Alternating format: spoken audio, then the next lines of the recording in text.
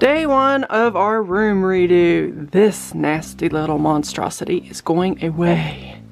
What are we replacing it with, you ask? This. Look at this beauty. Isn't she pretty? I got her on Walmart.com and price-wise was really good. So, okay, this is our finished ceiling fan. Excuse the paint job up here. I have to get paint and repaint my ceiling anyway because there's all kinds of nasties and stuff in it. But yeah, I'll fix that with that. And apparently I missed a couple cobwebs. Oopsie. But this is our fan and I really like it. It's got the gunmetal finish on it, and it is, hopefully you can see that up there, Westinghouse.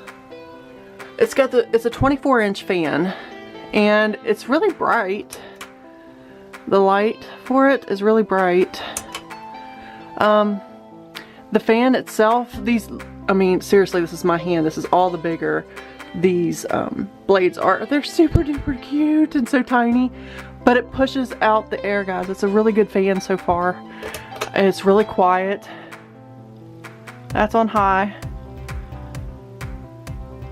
And I wish you could feel the air that it's pushing out. It's pushing out bukus of air. Really nice little fan. If you're looking for a small fan for whatever reason, we would recommend this one. I did find it on Walmart.com and I think it was around the $70 range, but highly worth it. It does not shake. It's nice and sturdy. And yeah, we're really happy with it. So part one of our room reno is done. Now I just gotta paint and clean and do all that other fun stuff that you don't want to do, but you gotta do. Yeah. So that ends day one in our room.